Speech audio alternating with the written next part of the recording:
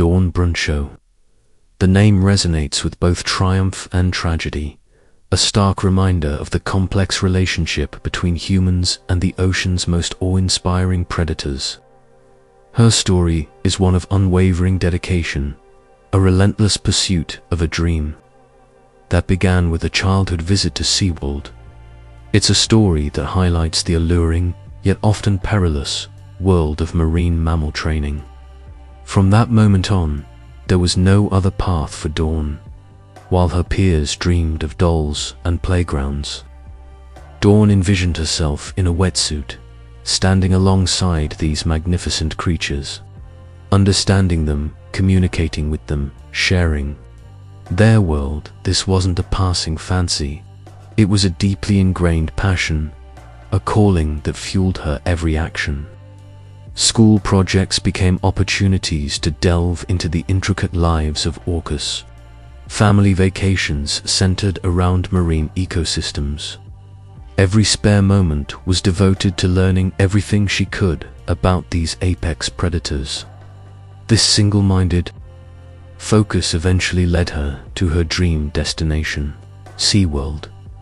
But the path to becoming a celebrated orca trainer wasn't paved with instant stardom. Dawn started from the ground up. She wasn't afraid of hard work. She understood that earning the trust of these animals and the respect of her colleagues required dedication and humility. She began by cleaning tanks, preparing fish, and meticulously observing the seasoned trainers. Each task, no matter how mundane, was an opportunity to learn, to absorb knowledge, and to prove her commitment. Years passed. Dawn climbed the ranks, displaying a natural affinity for the animals and an exceptional understanding of their behaviors. She became a meticulous student of orca psychology, learning to recognize subtle cues, understanding their individual personalities, and anticipating their needs. Her colleagues admired her unwavering work ethic, her compassionate nature, and her unparalleled ability to connect with these intelligent creatures. She learned their individual histories, their preferences, their quirks. To Dawn, they weren't just performers. They were individuals with complex emotional lives. And then there was Tilikum. Tilikum was a legend, a behemoth among orcas. At over 22 feet long and weighing in excess of 12,000 pounds, he was the largest orca in captivity. He possessed a powerful presence, a visible reminder of the raw, untamed strength of his species. Other trainers approached Tilikum with a mix of awe and trepidation. His past was a well-documented history of aggression, a series of incidents that cast a dark shadow over his immense size. He was often viewed as unpredictable, a force to be reckoned with, an animal best kept at a safe distance. But Dawn saw something different in Tilikum. She recognized the pain in his eyes, the frustration of confinement, the yearning for a life he could never have. She believed that beneath the surface of his troubled past lay a potential for connection, a possibility for understanding. While others saw a dangerous animal, Dawn saw a creature in need of compassion. Her approach to Tilikum was patient and gentle. She spent countless hours with him, not demanding tricks or pushing for performances, but simply being present. She would talk to him in a soft, soothing voice, sharing her thoughts and feelings. She sang to him, using melodies that seemed to resonate with his sensitive nature. She offered him gentle touches, building a foundation of trust, one interaction at a time. She studied his behavior intently, looking for signs of distress or discomfort, trying to understand his perspective. She learned his preferences, offering him his favorite toys and rewarding him with positive reinforcement. Over time, a bond began to form, a connection that transcended the barriers of species and captivity. Dawn became Tilikum's advocate, fiercely defending him against those who saw him only as a threat. She believed that with patience, understanding, and consistent positive interaction, Tilikum could overcome his past and thrive in his environment. He just needs to know someone is there. For him, she would often say, her peers both admired her courage and worried about her safety. They understood the risks involved in working so closely with an animal with such a troubled history, but Dawn was undeterred. The bond she felt with Tilikum was genuine, a deep intuitive connection that gave her confidence.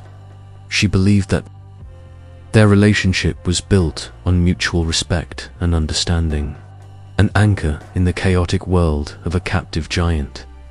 It was a dream realized, a bond forged in the unlikeliest of circumstances. But it was also a fragile connection, built on an illusion of control, a delicate balance between human expectation and the untamed heart of a killer whale. A balance that, in its final, horrifying moments, would shatter with devastating consequences. It was a bond that would be tested in the most tragic way imaginable, revealing the inherent dangers of keeping these magnificent creatures in captivity. Tilikum, the name itself, carries a weight, a somber resonance that echoes through the history of marine parks. He wasn't just another killer whale. He was a symbol of the inherent conflict between captivity and the wild. Born in the icy waters off the coast of Iceland in 1981, his story begins with a brutal separation, a violent capture that ripped him from his family pod and thrust him into a life he was never meant to live. Imagine the trauma, the confusion, the sheer terror of being hunted, netted, and confined, forever severed from everything he knew and loved. His initial destination was Sealand of the Pacific, a small, now defunct marine park near Victoria, British Columbia. Here, the seeds of tragedy were sown. He was forced to perform, day in and day out, in a relatively small enclosure.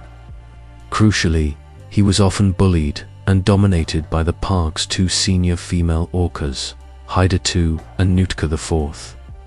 These were not playful interactions. These were acts of aggression, of dominance, that left Tilikum stressed, isolated, and increasingly frustrated.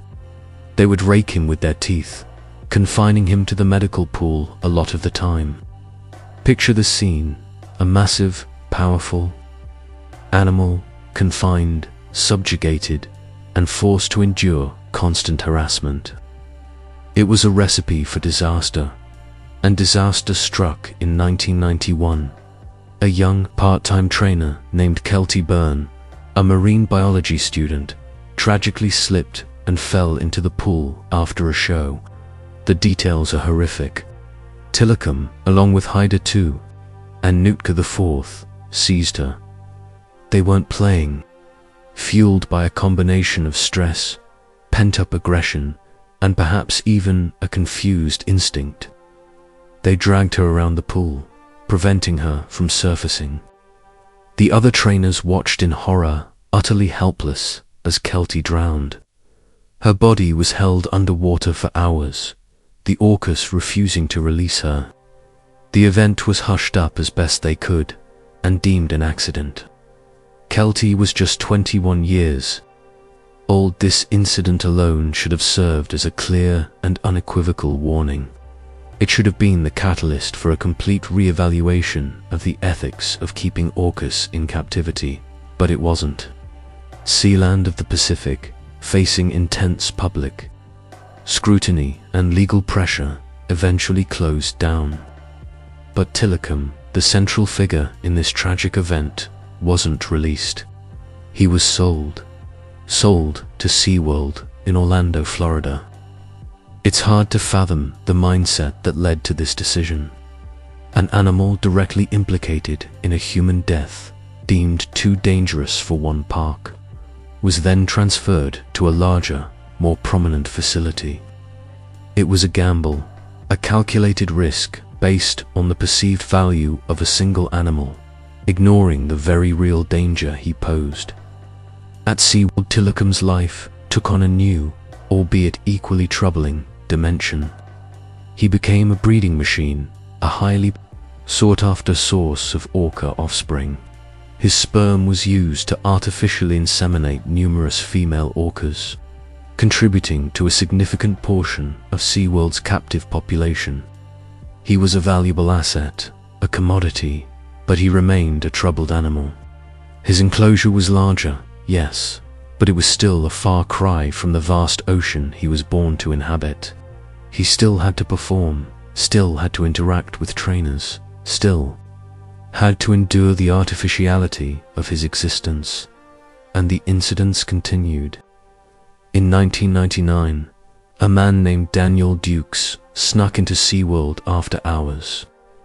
The exact circumstances remain murky, but the following morning he was found dead, draped over Tilikum's back, naked and badly mauled.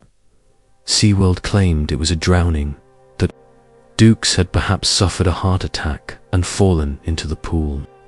But the autopsy revealed extensive injuries, clear evidence of interaction with the whale. Again, Tilikum was implicated in a human death.